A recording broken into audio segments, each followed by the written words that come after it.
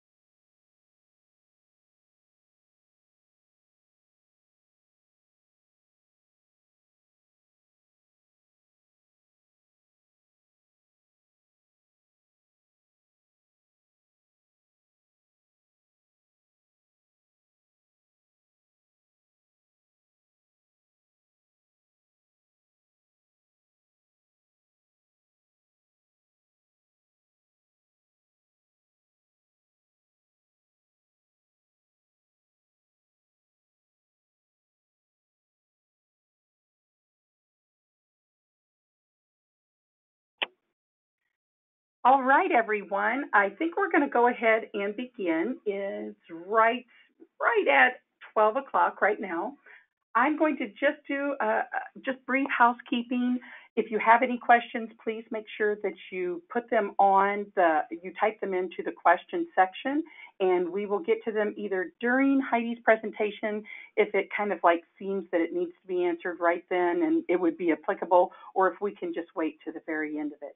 If you have any problems with hearing, don't hesitate to go ahead and ask the question there, or you can always shoot me a really quick email.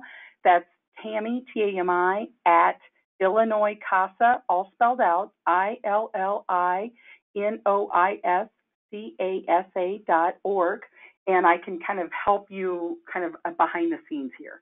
But we're going to go ahead and get started. Heidi, I'm going to hand it over to you, okay? All right, thanks, Tammy.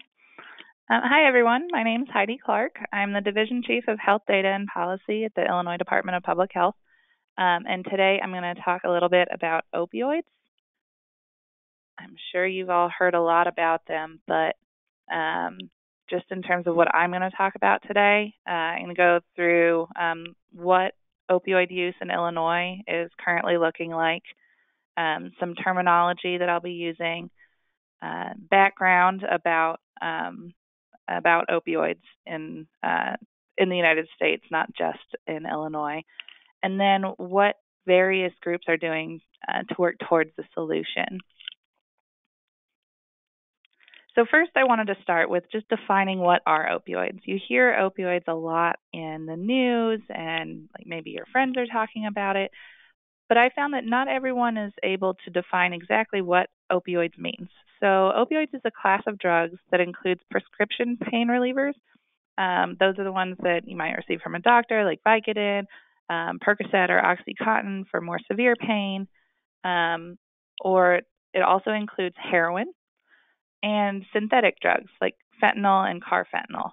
And just a note about these, the reason that a lot of the time the department does not report on heroin versus prescription pain relievers is because certain drugs like fentanyl are available with a prescription. So that is often used for very severe pain like cancer pain, but the people who are generally overdosing and dying on it in Illinois did not necessarily receive that from any source that ever included a pharmacy. So it can be illegally manufactured and then illegally distributed and taken by the individual. So that's why we don't always use the terminology, but it can get a little confusing. Carfentanil is one that you probably also heard of. It's a large animal tranquilizer, but although it's heard a lot in the news and it's a very scary thing, it's not as prevalent as it might seem. I just looked at the numbers for last year, and I think there were fewer than 20 deaths that involved carfentanil, which is still 20 too many. But there were so many more that involved fentanyl that I really want to push the focus back onto that. So you can't get away from me without a little bit of statistics thrown at you. In 2017, more than 21 people died due to opioid overdose. And you'll hear this a lot. More people die due to opioid overdose annually than due to car crashes and gun violence. It's been increasing a lot lately, especially since around 2014. We're hoping that the rate of increase is slowing down, but it still is increasing every year and every quarter. So here you can see the rate of emergency department visits for opioid overdose in 2016. And the darker areas mean that the rate of ED visit is higher. So you can see a lot of it. It's all over the state. The rural counties aren't necessarily hit as hard. But one thing that you'll see throughout this is depending on which measure you look at, it will affect a different population group differently. So emergency department visits The demography of that will look different than the deaths, which will look different than neonatal abstinence syndrome, which is when a baby is born dependent on opioids. So what I'd like to emphasize is that this is a problem across the state, across demographic groups, but each group is affected in a different way. Here I have the hospitalizations for opioid overdose. Basically, these are the ones that presented into an emergency room but were too severe to just treat and release, and they were hospitalized. It's a slightly different, as you can see, slightly different distribution there. And so I just wanted to talk a little bit about terminology because it can often get mixed around. First is dependence, which is a physical adaptation to a drug that may result in withdrawal symptoms. So there is a lot of people become dependent on drugs, on opioids, for legitimate reasons, legitimate prescriptions, and if they're being followed closely by a physician, it's okay. So, for example, if there is someone, I used to work in clinical research at a cancer hospital, and there were people there who had to take very high doses of opioids. It was being closely monitored by a physician, and it was necessary for their pain level, but they did become dependent on it, meaning they wouldn't be able to just stop taking that medicine one day and not feel consequences from that. The difference between dependence and addiction is a chronic brain disease that's characterized by physical dependence in addition to biological, psychological, social, and spiritual manifestations. As it says on the slide, this is reflected in an individual pathologically pursuing reward and or relief by substance use. So addiction really gets into the negative social and psychological repercussions in combination with the physical dependence. Opioid use disorder or substance use disorder is medical terminology that's included in the DSM-5. And again, it's a chronic disease. And something that I like to address anytime I talk about opioids is stigma. So when drug use is framed as a moral failing rather than a medical issue, it presents just one more barrier to treatment. And what we're trying to do is to reduce the total amount of drug use and to keep people alive. So the best way to do that is framing it in a way that makes people willing, or at least more willing, to admit that they have a problem and seek help for it. So I had a few tips on here. So like when talking to people who use drugs, try to stay away from stigmatizing language. That would be something like junkie or addict or anything that's describing the behavior as the person.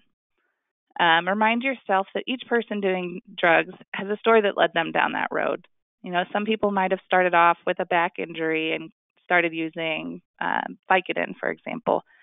And then maybe they moved on from there because the Vicodin wasn't working anymore or they didn't have a prescription. So that's just one way. Other people may have just started using heroin because of something horrible that happened. So it's important to remember that everyone has a reason that they moved down that road. It may not be something that you agree with, but it's more than the fact that they just decided to do it one day. Use medical terminology when possible. So, like I said, opioid use disorder, substance use disorder. I had mentioned earlier neonatal abstinence syndrome, which I don't think I address in the rest of the presentation. But that is another one where the terminology gets mixed around a little bit. People will often say a baby is born addicted to drugs, but like the last slide said, addiction has those negative social and psychological ramifications in addition to the physical dependence. So something like neonatal abstinence syndrome, a better way to describe it would be to say the baby is born dependent on opioids. So that's a little aside, getting back off of medical terminology.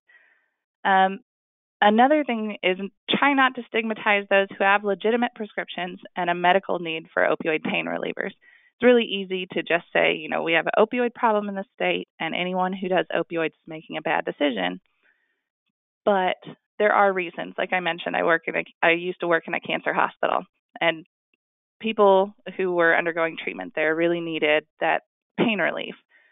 So anything that we do to address the opioid crisis, we need to keep in mind that these drugs exist as prescriptions for a reason, and we need to balance those two issues.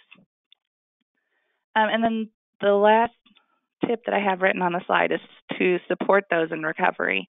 It can be hard, especially when relationships had been damaged by those negative social aspects. But do your best to support those in recovery if you're comfortable expressing to them that you're happy that they're there or anything like that. That can be helpful. And then the last thing is don't destigmatize by introducing stigma elsewhere. So one thing that you'll hear a lot is the opioid epidemic is not just in XYZ place. People will often say inner city or urban, which is coded language, and you know who they're trying to avoid saying explicitly. Or they might say it's not just a junkie or a homeless person doing it. Well, there's no just when you're talking about a human being. So we just want to be careful that when we're talking about the opioid crisis in the state, rather than saying it's not just XYZ, you can say it affects everyone or it affects all people across the state or all groups of people or things like that. Now I have a little quick history about opioids. So I have a couple book recommendations that I recommend to pretty much everybody who's interested in learning more about opioid use. The first is Dreamland by Sam Quinones. It is fantastic. It's not the happiest book to listen to. I listened to it on a cross-country road trip with my dad. Learned a lot. I think I bummed him out a little bit. But it gives a really good background on how we got to the situation we're in today. And then the second one is American Pain by John Temple. It talks more about the proliferation of pill mills in the 90s and 2000s. But again, it's a really good, interesting read. So heroin was first synthesized in the late 1800s and marketed as a non-addictive morphine substitute. As we know today, that it is obviously addictive, but that's how it was pushed out initially. So in 1920, it became illegal in the U.S., but people continued to do it at a relatively low level. In the 1990s, black tar heroin became available for low prices in the U.S. And in a lot of mid-sized cities throughout the country. So it really grew out of that. And then in the early 2000s, there were increases in opioid prescribing due partly to public demand and partly due to some questionable marketing. So you'll hear now about pharmaceutical companies being sued for pushing their pills. And that happened, back then. It also continued to happen. I don't know if it's happening now, but I wouldn't say it's not. And then pill mills, I had mentioned pill mills. That was basically a doctor that'd be willing to write a prescription no matter what. There were people who would come from out of state, and these happen a lot in Florida. They would come from out of state, and the doctors would just write prescription after prescription after prescription, and everyone knew what they were doing. So with prescription monitoring programs across the country, these are not as much of a problem now as they were earlier. In terms of a state-specific history, we started to see increases in opioid overdose-related deaths in Illinois between 2013 and 2014. When we went from 2015 to 2016, it was a dramatic increase. The graph was on a previous slide, but it really shot up. And a lot of that was because of an increase in synthetic opioids like fentanyl, which makes the drug that the individual is ingesting more poisonous and more likely to overdose. So you can kind of think of the opioid crisis as a three-phase issue with somewhat overlapping timelines. So first there was prescription drug misuse and promotion. Following that, there was a big increase in heroin use. And then within the last couple of years, just an explosion of synthetic opioids. So we're waiting to see what's next. As we monitor going forward, things look like they're maybe slowing down a little bit, but without that many years to compare to, it's hard to say if that's just a blip in the data or if it's a real trend that we're seeing. So I had a few things about what different levels of government are doing to address the issue. The Comprehensive Addiction Recovery Act, CARA, provided funding to grant programs across the country. I'll talk a little bit in a couple slides about a CARA grant that we received in Illinois.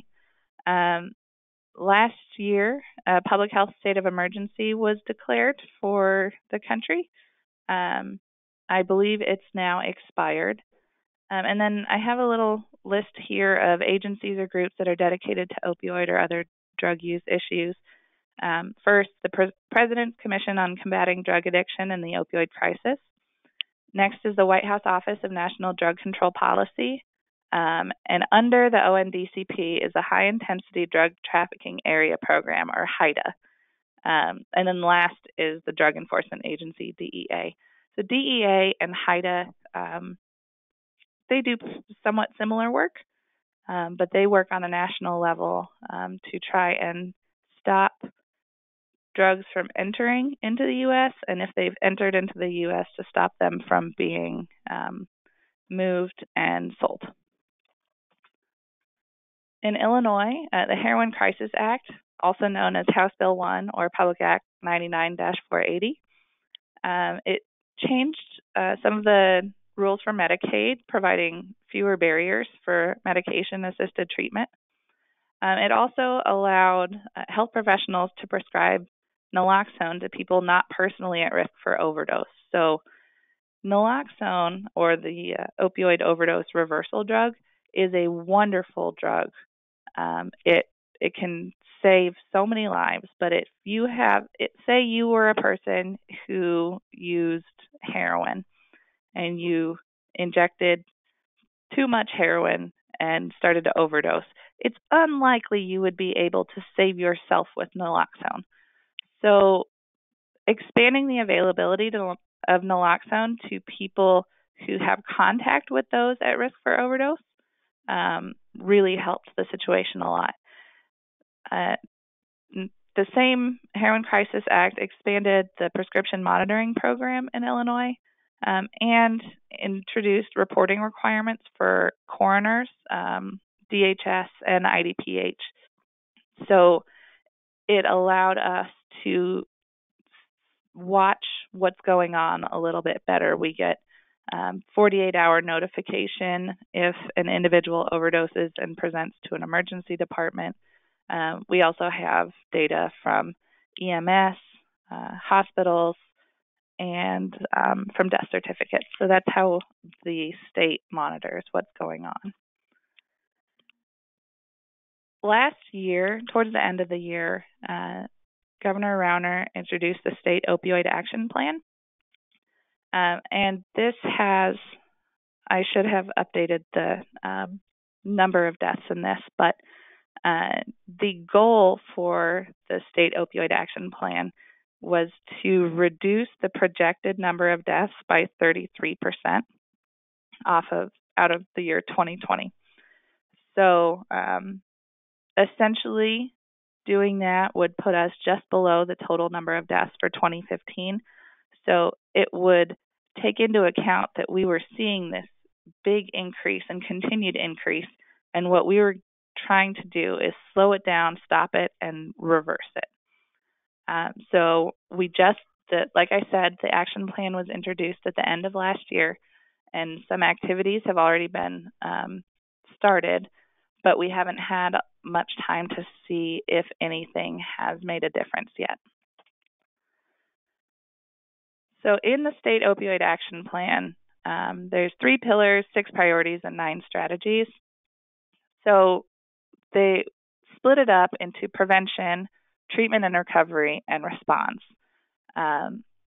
The strategies in it are to increase the prescription monitoring program use, reduce high-risk opioid prescribing, increase accessibility of information and resources, increase the impact of prevention programming, strengthen data collection, analysis, and sharing, increase access to care, increase diversion and deflection program capacity, increase naloxone training and access, and finally, decrease overdose deaths after release from correctional institutions.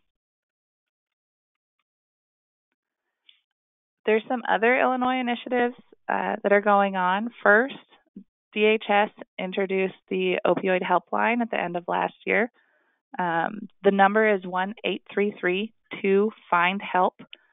It is 1 digit longer than phone numbers generally are, but I promise it still works.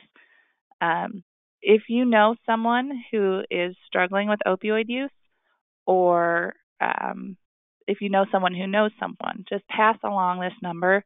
That number can be called, and they can connect the individual with a treatment provider, provide a list of resources. They'll ask for insurance information, so if the person has insurance, they'll try and find a provider who accepts that insurance, and they can provide general information too. So please remember that number, write it down. Again, it's 1-833-2-FIND-HELP. The second thing that I wanted to mention about the Illinois initiatives is the SAMHSA grant in South Central Illinois. This relates to that Comprehensive Addiction and Recovery Act that I mentioned earlier. We have 18 counties in South Central Illinois that we are focusing on for this grant. The Illinois Law Enforcement Alarm System is training law enforcement and distributing naloxone to that law enforcement to make sure that all of them are in compliance with the law, the House Bill 1, Public Act 99-480, the Heroin Crisis Act, which required all law enforcement to carry naloxone, but didn't provide a funding mechanism for it. So we're funding the naloxone training and distribution for these 18 counties. We're also working with 2 care coordinators to connect people who've experienced opioid overdose to treatment. So it's just getting off the ground, but if someone overdoses and the police respond, they'll have naloxone to give to them. That those police will connect them then to the care coordinator. So if that individual is ready to enter treatment, they can find ways to make that happen. The idea is they help eliminate barriers to treatment. So if the barrier is transportation, maybe they'll find a transportation, like a bus that goes to treatment, or a shuttle, or maybe they'll they'll do whatever it takes within reason to help that person reduce the barriers to treatment. They might help sign them up for insurance or Medicaid or anything like that. The last thing on this slide is the opioid data dashboard, and I would encourage all of you to take a look at it when you have a chance. You can see county level information and zip code level information for opioid-related issues.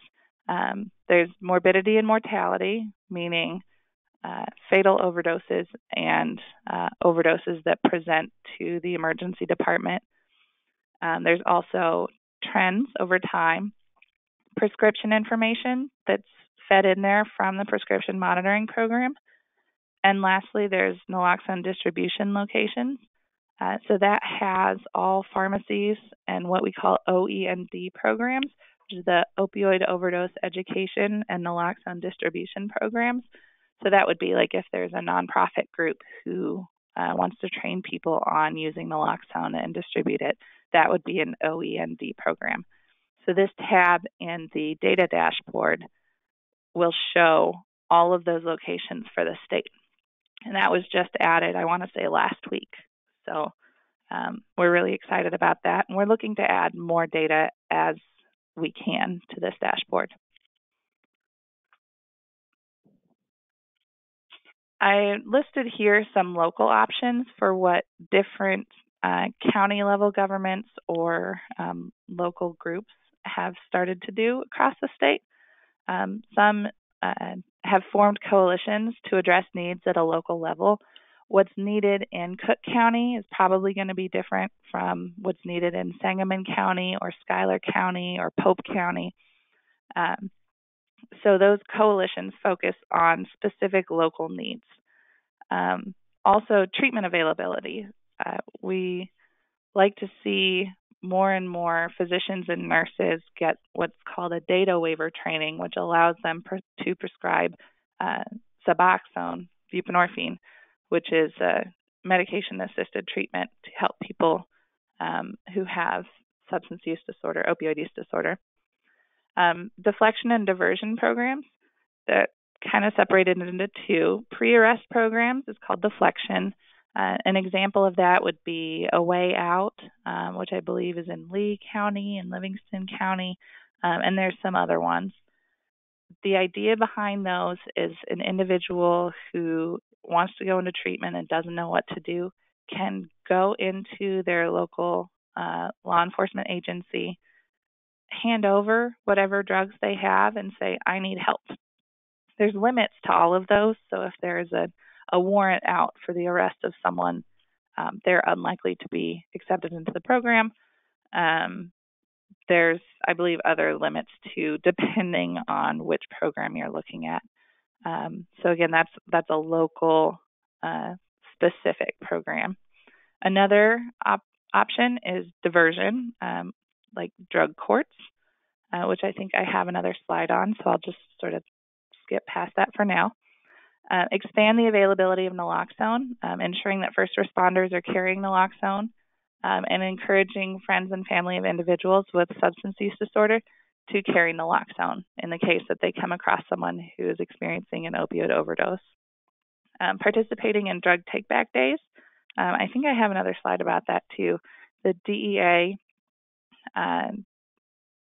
hosts, I guess, 2 drug take-back days per year, where they'll have a law enforcement and pharmacy, I believe, together, and people can bring back, if they have leftover medication from a surgery or a tooth extraction, they can bring that and have it disposed of safely.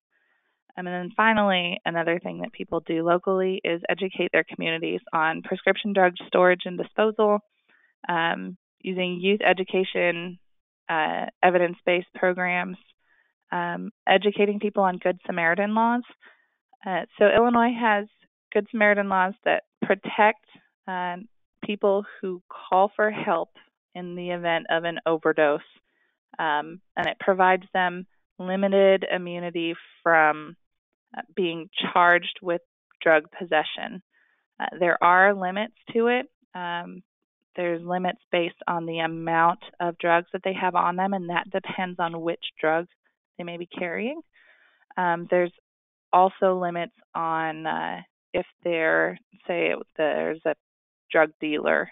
I believe that's not included there. But the idea behind the Good Samaritan law is that people who are overdosing are likely to be in the presence of other people who have drugs on them, and we don't want that to stop them from calling for help.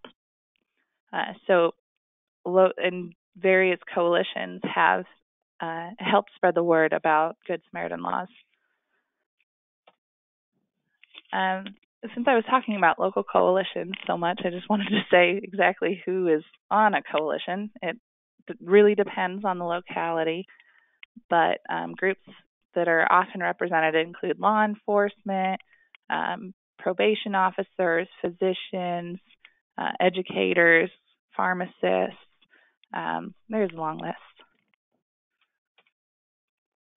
So I'd mentioned treatment a couple times. There's various types of treatment. What I'd like to focus on is medication-assisted treatment because evidence suggests that this is by far the most effective way of treating opioid use disorder. But first, the individual, regardless of what type of treatment they're getting, needs to be ready to enter treatment. If they're forced to enter treatment, it's not going to work. They need to make that decision and be ready to do it. So back to medication-assisted treatment, or MAT. There are three main types. Methadone has been around for a really long time. Buprenorphine has been around for quite a bit, and then Vivitrol is a newer drug. Methadone can only be distributed at methadone clinics, which are heavily regulated by the DEA and by the state of Illinois. The reason they're so regulated is methadone can easily be diverted, meaning it can be sold on the street. So methadone clinics usually do directly observed therapy, meaning they distribute the methadone, which you can see on the bottom left part of the slide, to the person in treatment and actually watch them ingest it. Methadone is incredibly effective, and it's a really good thing, but there's limited availability, especially in rural areas. The next option is buprenorphine, which often goes by the brand name Suboxone or Subutex. Again, it's been used for a long time. You can see in the picture in the middle on the bottom of the slide that it's a film, and it's taken under the tongue and dissolves there. It has limited opportunities for being diverted to people who it's not intended for. Not to say that doesn't happen, but it is a little, I guess I would say, safer in that way. It can also be prescribed out of a physician's office in an outpatient treatment setting. But in order for a physician or a nurse practitioner to prescribe it, they have to go through a training program. For physicians, I believe it's 8 hours, and nurses is longer. It's either 16 or 24, I can't remember. But they have to go through this training before they can get what's called a data waiver. Once they have a data waiver, they can prescribe, but there's a limit to the number of patients that they can have in their practice who are receiving Suboxone. Finally, there's Vivitrol, which is a newer drug on the market. The current formulation is a shot that's given once a month. There's not as much of an evidence base behind Vivitrol, but studies are looking very promising, and it is a really good option for people who are leaving a correctional facility. It does require that the individual who is prescribed and taking Vivitrol be have detoxed off of whatever drugs they were taking. So that is a barrier to getting people to take Vivitrol. They have to be willing to go through all of the stages of withdrawal and everything that is, from everything I've heard, a horrible, horrible thing to go through. But in the case of a correctional facility, those individuals have already gone through that. So once they don't have any opioids in their system, they can be given Vivitrol as a once monthly shot. This is also a good option for people in rural areas that may have limited transportation options. But like I said, there's very strong evidence behind methadone and Suboxone, and newer evidence behind Vivitrol. But again, it's a promising new medication, and I absolutely would not want to discourage anyone from looking into all three options. And another important thing under the wraparound treatment is the medications won't work on their own. People with OUD, opioid use disorder, will need counseling and all of the other aspects of treatment, and not just given some type of medication and sent on their way. And then finally, some people may not want medication-assisted treatment. They may want to go through a 12-step program or through other types of counseling, and that's fine. The important thing is that people are able to access the type of treatment that they need. So if that treatment does not involve medication and they really don't want to use it, that's okay. We're not trying to push medication on anyone. So one issue with medication-assisted treatment, I already talked about these on this slide. This map of Illinois shows the number of treatment providers across the state. It's a little old. It's from last year, towards the end of last year. The M means methadone. P, I wish I could remember exactly what everything means, but there's outpatient buprenorphine as one of them, and I'm not sure what the F is. But the purpose of this slide is to show the limited treatment options. All of those counties that are in white have no medication-assisted treatment available to residents of those counties. That's not to say that if the person had transportation, they couldn't go to one of these other counties, but these counties are already so rural, they're traveling a long way just to go to their regular doctor. And it's unlikely to get people to travel even farther to go to outpatient treatment in another county. So right now, the what used to be known as DASA, the Drug and Alcoholism, Division of Alcoholism and Substance Abuse, that's what it was, has been renamed to SUPER, the Substance Use Prevention and Recovery.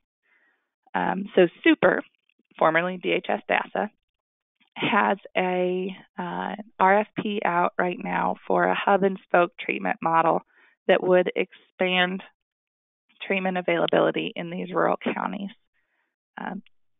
I believe that application is still open, so I don't know where these will end up being. But the idea behind the hub and spoke is there's one main hub, which would be a bigger treatment center that offers methadone and Suboxone. And then there'd be spokes, which are smaller ones that sort of extend out from there but are affiliated. And they don't need to provide methadone, but they would be related. So I mentioned earlier drug courts, and I just wanted to show a map of the drug courts in Illinois, or at least the counties that are served by a drug court in Illinois. The blue ones are the ones that have drug courts currently. So drug courts are provided under the Drug Court Treatment Act. They provide treatment as an alternative to incarceration, and the eligibility requirements are determined by the local jurisdiction. So if an individual is decided to potentially benefit from drug court, they would be meeting regularly with the judge, probation officers, the state's attorney is involved, their attorneys would be involved. There's close supervision and monitoring to ensure the individual sticks to the treatment plan. Like I said, the key partners include judges, state's attorneys, and probation officers.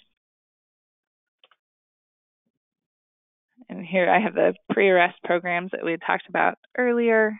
A Way Out, Safe Passage. I'm sorry, I misspoke earlier. Safe Passage is in Lee County. A Way Out is in Lake County.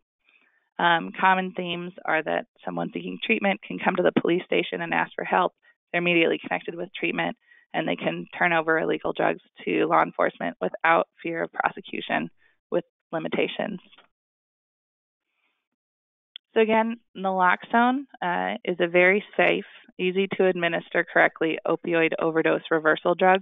It's been used in hospitals for years, but now as opioid overdoses have become more commonplace, is more and more available to the general population.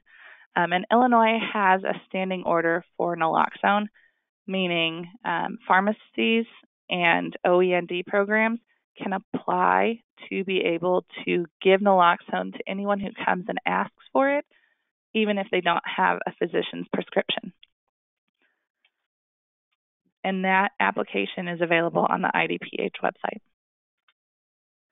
Again, the drug take-back days are a safe and anonymous way to clean out medicine cabinets and turn in unused prescription drugs. DEA sponsors drug take-back days twice a year in partnership with pharmacy and law enforcement. And if you want to learn more or participate, you can go to takebackday.dea.gov. I believe there was one recently, maybe a month ago. And then I just wanted to touch on community education. There's a big push for education for youth, which is really important, but I just want to stress that using evidence-based methods is very important.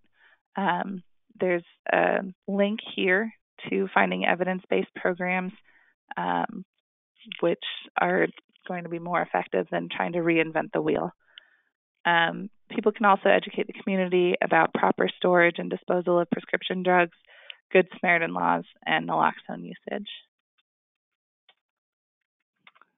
Well, I've gotten to the end. Does anyone have any questions? Tammy, did any questions come through? Yes, actually, we do have a couple of them. The first one is, oh shoot, I'm sorry, I'm going the wrong way. Is Dilaudid in the class, is that a synthetic drug? Dilaudid, I am looking it up right now.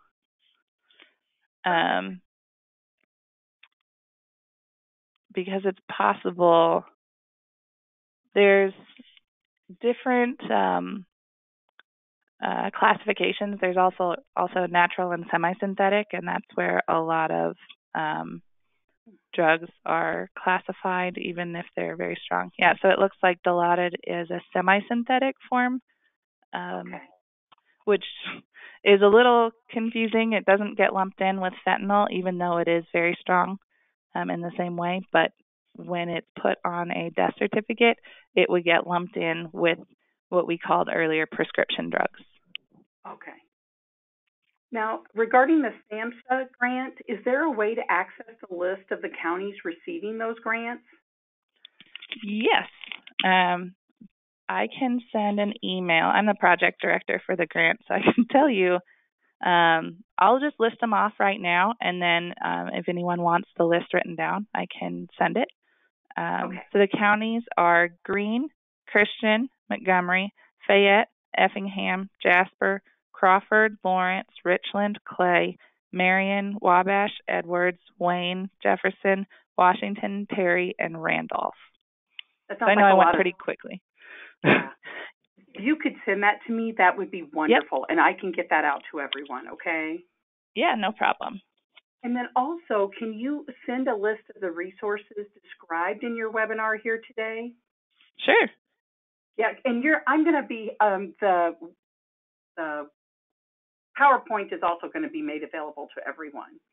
And so someone had asked, is there a handout available? So yes, we're going to kind of go and we'll be sending that out to everyone. Now, we do have another question. What is the average time to overcome opioid addiction? And it they've really also come up with, is it common to go through several treatment programs?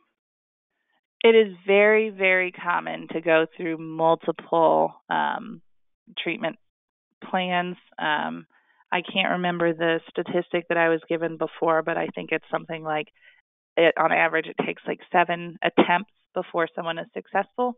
And that's an average. Wow. So some people may be successful on the first time or the second time, and some people may take 10, 12 times. But yeah, it is very common that people are adherent to their treatment plans, and then something happens, and they need to go through it again. So for the average time, it really is kind of a difficult question to answer, because there's some schools of thought that once you have opioid use disorder, then you always have it. That's one school of thought. Then there's other people who say once you've successfully gone through a treatment program, then you're fine. I think the answer is probably somewhere in the middle. Yeah. But even when you're looking at medication-assisted treatment like Suboxone, some doctors will prescribe Suboxone for just a few months. Some doctors will say it'll take 10, 15, 20 years before the person is safe to stop taking it. Okay. We have another question. Do you know of any dual diagnosis treatment facilities in Illinois or nearby which do a good job of treating concurrent mental health diagnoses along with that addiction? I don't off the top of my head, but that would be a perfect question for the opioid helpline, or I can look into it more. But that, Could you? Because that really, I think that's. We also have a webinar coming up regarding mental illness, and I think that would help us have a little bit of understanding prior to that. Could you help us out with that, Heidi? yeah, yep. I'll look into it, and if it's an immediate need, again, I would encourage calling that number, but I will also try and find an answer to it. Okay. What is a person's experience when being treated with naloxone? So it depends, and it depends who you ask, who administered it. So some people are a little fear-mongery, and they say that the person comes out of it violent. That's not the case from the people I've talked to.